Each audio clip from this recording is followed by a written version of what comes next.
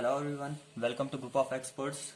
Today we are going to start the new and most important chapter of your chemistry which is chemical bonding. Start करने से पहले मेरी आप लोगों से रिक्वेस्ट है, please subscribe my YouTube channel. इससे हमें भी सपोर्ट मिलेगा और आपको भी नए वीडियोस के बारे में इंफॉर्मेशन और नोटिफिकेशंस मिलती रहेगी। तो स्टार्ट करते हैं विदाउट वेस्टिंग योर टाइम। पहले हम इसका इंडेक्स देखते हैं कि इसमें हमें क्या क्या पढ़ना है जेई पॉइंट ऑफ व्यू से। सो केमिकल बॉन्डिंग का इंडेक्स मैंने बनाया है आप लोगों के लिए, ठीक है। तो इसमें सबसे पहले हमें टाइप्स ऑफ बॉन्ड्स पढ़ना है, बॉन्ड्स के साथ ही डील करना है। कौन कौन से टाइप्स ऑफ बॉन्ड्स होते हैं? हमारे पास दो टाइप्स ऑफ बॉन्ड्स होते हैं, inter atomic and inter molecular, ठीक है। इंटर एटॉमिक में हमें कोवेलेंट बॉन्ड्स पढ़ने हैं, आयनिक बॉन्ड्स पढ़ने हैं, कोऑर्डिनेट बॉन्ड्स पढ़ने हैं और मेटालिक बॉन्ड्स पढ़ने हैं। सिमिलर सिलेबस इसका भी बोर्ड एग्जामिनेशन के लिए भी है, लेकिन यहाँ पे फर्क क्या है, डिफरेंस बस इतनी है। आपको बोर्ड एग्जामिनेशन के लिए आपको बस सिंपली कोवेलेंट बॉन्ड्स पढ़ने हैं, आयनिक बॉन्ड्स पढ़ने हैं, जैसे कि मैंने यहाँ पे दिखाया है। इंटरमोलिकुलर में आपको वैंडरवाल्स बॉन्ड्स पढ़ने हैं और हाइड्रोजन बॉन्ड्स पढ़ने हैं। इंटर एटॉमिक बॉन्ड्स में सपोज मैंने कोई उठाया आयनिक बॉन्ड में हमें जेई पॉइंट ऑफ व्यू के हिसाब से हमें फॉर्मेशन पढ़नी है। इसमें कौन से टाइप्स ऑफ एटम्स में आयनिक बॉन्ड्स बनते हैं वो पढ़ना है। एनर्जी चेंज कौन सी होती है, इसमें लेटिस एनर्जी हमें पढ़नी है, हाइड्रेशन एनर्जी पढ़नी है, सॉल्युबिलिटी, और इसमें आइसोमॉर्फिज्म हमें पढ़ना है, प्रॉपर्टीज और फजान्स रूल।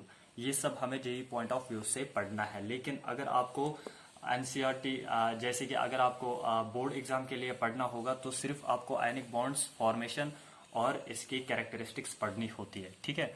लेकिन जेई पॉइंट ऑफ व्यू से आपको ये सब टॉपिक्स और फिर डेप्थ पढ़ने होते हैं। ऐसे ही कोवेलेंट बॉन्ड्स में भी ये सब सारी इंफॉर्मेशन और हाइड्रोलिसिस, डायपोल मूवमेंट वगैरह ये सब पढ़ना है।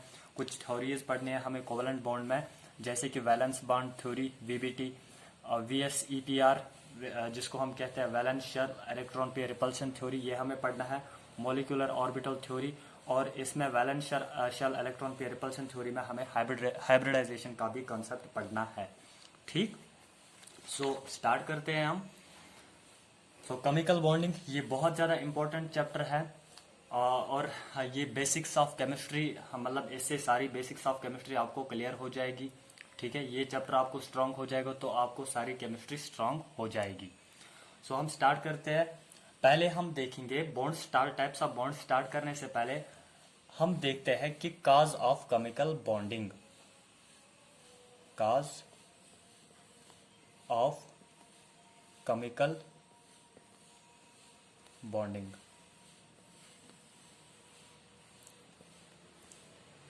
केमिकल बॉन्डिंग क्यों होती है, what is the reason for chemical bonding, ठीक। हम सब जानते हैं कि हमारे पीरियोडिक टेबल में 118 एलिमेंट्स है, ठीक। 118 के 119, ठीक है, जितने भी एलिमेंट्स हैं हमारे पीरियोडिक टेबल में। लेकिन कंपाउंड्स जो है, कंपाउंड्स लाखों करोड़ों में है, ठीक है। बहुत सारे कंपाउंड्स हैं, मिलियंस ऑफ कंपाउंड्स, और वो कंपाउंड्स कैसे बनते हैं, वो इन्हीं 118 एलिमेंट्स से बनते हैं, ठीक। तो ये कंपाउंड्स बनने के लिए, मतलब ये कंपाउंड्स क्यों बनते हैं, दैट मीन्स ये कंपाउंड्स बनने के लिए एलिमेंट्स को कंबाइन होना पड़ता है और इनको केमिकल बॉन्ड्स बनाने पड़ते हैं, ठीक है। लेकिन क्यों ऐसा करना पड़ता है एलिमेंट्स को, what is the reason for chemical combination of these elements, ठीक है। ये एलिमेंट्स क्यों केमिकली बॉन्ड्स बनाते हैं और क्यों केमिकली कंबाइन होते हैं, इसके लिए हमारे पास दो रीजंस होते हैं। The first reason is to obtain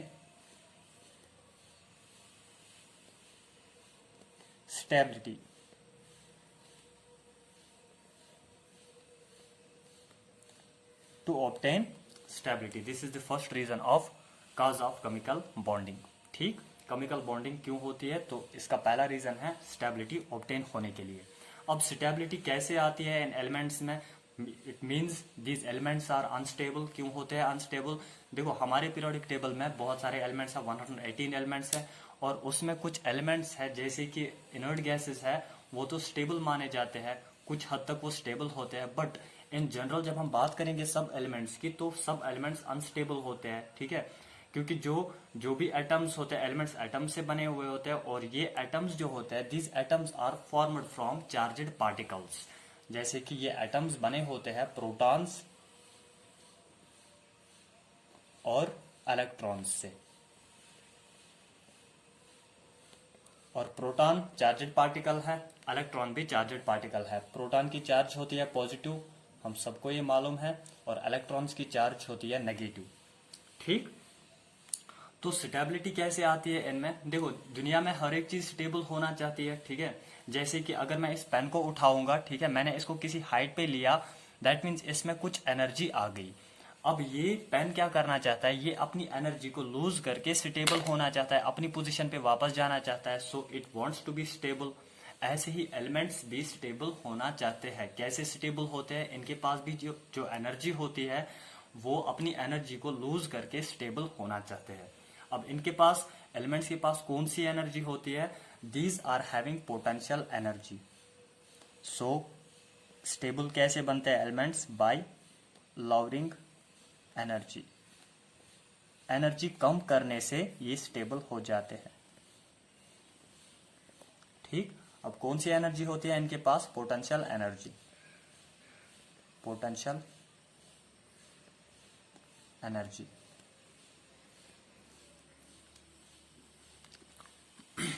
last chapter में हमने पोटेंशियल एनर्जी का फॉर्मूला पढ़ा था कि चार्जड पार्टिकल्स के बीच में कौन सी टाइप ऑफ एनर्जी होती है? Potential energy. और वो एनर्जी किसके बराबर होती है? That energy is equal to K Q1 Q2 divided by R। अगर मेरे पास दो चार्जड पार्टिकल्स है, एक चार्ज है Q, एक की चार्ज है Q1 और दूसरी की चार्ज है Q2, और इनके बीच में जो डिस्टेंस होते हैं इसको हम R से रिप्रेजेंट कर रहे हैं, तो इनमें कितनी पोटेंशियल एनर्जी होगी? K Q1 Q2 divided by R। And K is constant, जो हमने लास्ट चैप्टर में पढ़ा था, बराबर होता है 1/4 pi epsilon nought. K is equal to, तो इसके साथ हमें यहाँ पे कुछ नहीं करना है, 1/4 पाई एप्सिलॉन नॉट, बस आपकी इंफॉर्मेशन के लिए, ठीक है। सो ये पोटेंशियल एनर्जी बराबर होती है K Q1 Q2 divide by R। अब ये पोटेंशियल एनर्जी इस डिस्टेंस पे, एक तो मैग्नीट्यूड ऑफ चार्ज पे डिपेंड है, कितनी चार्ज होगी इन पार्टिकल्स में, और डिपेंड करती है इस डिस्टेंस पे। अगर मैं डिस्टेंस के साथ ये पोटेंशियल एनर्जी इनवर्सली रिलेटेड है। अगर मैं डिस्टेंस इंक्रीज करूंगा तो पोटेंशियल एनर्जी क्या हो जाएगी? ऑब्वियसली डिक्रीज हो जाएगी। And if I will decrease the distance तो पोटेंशियल एनर्जी इंक्रीज हो जाएगी। सो अगर R होगा, if R is equal to 0, distance में कम करूंगा, डिक्रीज करूंगा, तो क्या हो जाएगा? पोटेंशियल एनर्जी मैक्सिमम हो जाएगी। Potential energy will B maximum. And अगर मैं R को इन्फिनिटी पे ले जाऊंगा, दैट मीन्स इन दो चार्जड पार्टिकल्स को इन्फिनिटी पे एक दूसरे से बहुत ज्यादा दूर ले जाऊंगा, तो क्या होगा? R इंक्रीज हो जाएगा, पोटेंशियल एनर्जी डिक्रीज हो जाएगी। Potential energy will be equal to 0। ठीक, तो इस चीज को हम ग्राफ से ग्राफिकली समझते हैं, ठीक है। तो मैं ड्रा करूंगा graph between potential energy and R। तो ग्राफ समझने के लिए मैं यहाँ पे एग्जांपल के तौर पे दो एटम्स लेता हूँ। सपोज मेरे पास दो एटम्स है, एक एटम का नाम A है, दूसरे एटम का नाम B। ठीक, अब A एटम का न्यूक्लियस जो है उसको मैं रिप्रेजेंट करता हूँ Na से, और B एटम का न्यूक्लियस Nb से। A एटम के जो इलेक्ट्रॉन्स है जो इसके अराउंड रिवॉल्व कर रहे हैं, उनको मैंने रिप्रेजेंट किया Ea से, और B एटम के इलेक्ट्रॉन्स को रिप्रेजेंट किया Eb से। ठीक, अब यहाँ पे हमें मालूम है कि जो एटम होता है, एटम के बीच में जो न्यूक्लियस होता है, न्यूक्लियस में प्रोटॉन्स होता है, तो न्यूक्लियस की चार्ज क्या होते हैं? That is positive charge. और इलेक्ट्रॉन्स जो रिवॉल्व करते हैं इसके अराउंड, ठीक, उनकी चार्ज क्या होती है? उनकी चार्ज होती है नेगेटिव चार्ज। ठीक, अब अगर मैं, जब ये दो एटम्स अप्रोच करते हैं एक दूसरे को, तो जो nucleus of atom A and nucleus of atom B है, दोनों पॉजिटिवली चार्जड है, दोनों एटम्स के न्यूक्लियस पॉजिटिवली चार्जड है। जब ये दोनों एक दूसरे को अप्रोच करेंगे, that means nucleus of A and nucleus of B, इन दोनों में कौन सा फोर्स होगा? फोर्स ऑफ रिपल्शन होगा, because we know like charges repel each other, तो इन दोनों में फोर्स ऑफ रिपल्शन होगा। ऐसे ही जब इलेक्ट्रॉन्स ऑफ ए अप्रोच करेंगे इलेक्ट्रॉन्स ऑफ बी को, तो उस वक्त भी कौन सा फोर्स होगा? फोर्स ऑफ रिपल्शन होगा। ठीक, ऐसे ही nucleus of A, same case में क्या होता है? जब ये दोनों एटम्स एक दूसरे को अप्रोच करते हैं, तो न्यूक्लियस ऑफ ए अट्रैक्ट करेगा, सेम टाइम ये अट्रैक्ट करेगा इलेक्ट्रॉन्स ऑफ बी को। So nucleus of A and electrons of B, इनमें कौन सा फोर्स होगा? अट्रैक्शन फोर्स होगा। ऐसे ही nucleus of B and electrons of A, इनमें भी कौन सा फोर्स होगा? अट्रैक्शन फोर्स होगा। ठीक, तो मैंने यहाँ पे लाइन से दिखाया, इनमें फोर्स ऑफ अट्रैक्शन होता है, लेकिन nucleus of A and nucleus of B इनमें फोर्स ऑफ रिपल्शन होगा, electrons of A and electrons of B इनमें भी फोर्स ऑफ रिपल्शन होगा। अब ये स्टेबल कैसे होते हैं? ये उस डिस्टेंस पे स्टेबल होते हैं जहां पे फोर्स ऑफ अट्रैक्शन ज्यादा होगा as compared to that of force of repulsion. ठीक है, मतलब फोर्स ऑफ अट्रैक्शन जहां पे ज्यादा होगा as compared to that of force of repulsion. ठीक, अब जब ये दोनों अप्रोच करते हैं तो पहले क्या होता है, पहले ये दोनों इन्फिनिटी पे होते हैं, तो इन्फिनिटी पे हमने फॉर्मूला से देखा, इन्फिनिटी पे पोटेंशियल एनर्जी क्या होगी, पोटेंशियल एनर्जी 0 होगी।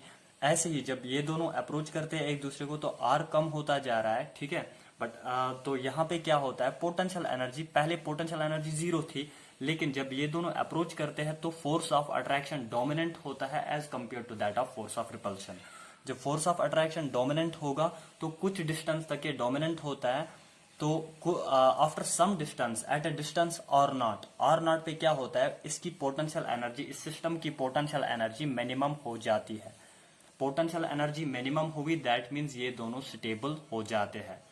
तो ये दोनों एनर्जी लूज करने से स्टेबल हो जाते हैं। एनर्जी कैसे लूज करते हैं, पोटेंशियल एनर्जी को ये लो करते हैं, मिनिमम करते हैं। ठीक है, सो ये कैसे करते हैं, by approaching towards one another, और तब तक अप्रोच करते हैं जब तक इनकी अट्रैक्शन मैक्सिमम हो। ठीक, तो इसके बाद अगर मैं आर नॉट से ज्यादा इनको अप्रोच कराना चाहूंगा तो क्या होगा, अब nucleus of A and nucleus of B and electrons of A and electrons of B, these will show repulsion forces and these repulsion forces will be dominated over attraction forces। इस वक्त क्या होगा, रिपल्शन फोर्सेस ज्यादा होंगे as compared to attraction forces. तो इस case में repulsion ज्यादा, जब रिपल्शन ज्यादा होगा तो पोटेंशियल एनर्जी सिस्टम की बढ़ जाएगी फिर से। तो जब मैं आर नॉट से कम करता हूं डिस्टेंस, क्लोज लाता हूं इनको एक दूसरे के क्लोज, ज्यादा एक दूसरे के क्लोज लाता हूं इन एटम्स को, तो क्या होता है, पोटेंशियल एनर्जी फिर से बढ़ने लगती है। And at R is equal to 0, जब आर 0 बन जाएगा तो पोटेंशियल एनर्जी क्या हो जाएगी, मैक्सिमम हो जाएगी। तो एटम्स, ये दोनों एटम्स कहां पे स्टेबल है, किस डिस्टेंस पे, आर नॉट पे स्टेबल है। R nought is the distance जहां पे ये दोनों एटम्स स्टेबल है, जहां पे इस सिस्टम की पोटेंशियल एनर्जी क्या होगी, मिनिमम होगी। सो इसी को हम एक दो लाइंस में लिखते हैं। So when atoms are approaching each other, there is force of attraction as well as repulsion। दोनों forces होते हैं, जैसे मैंने अभी समझाया, attraction forces भी और repulsion forces भी। But if they are approaching each other, अगर ये दोनों एक दूसरे को approach कर रहे हैं, इसका मतलब है इनमें जो force of attraction होगा that is dominating over force of repulsion and potential energy of system decreases। इससे क्या होता है, जब force of attraction होगा ज्यादा, that means force of attraction ज्यादा है, तो पोटेंशियल एनर्जी सिस्टम की क्या होते हैं, ये अट्रैक्ट होते हैं, पोटेंशियल एनर्जी डिक्रीज हो जाएगी, मिनिमम हो जाएगी, दैट मीन्स नेगेटिव हो जाएगी, due to which molecule gets stability, जिससे मॉलिक्यूल स्टेबल होता है। अब हम दूसरे रीजन की तरफ मूव करते हैं। दूसरा रीजन क्या होता है, केमिकल कॉम्बिनेशन के लिए या केमिकल बॉन्डिंग के लिए। दूसरा रीजन है to obtain inert gas configuration, to obtain inert gas configuration।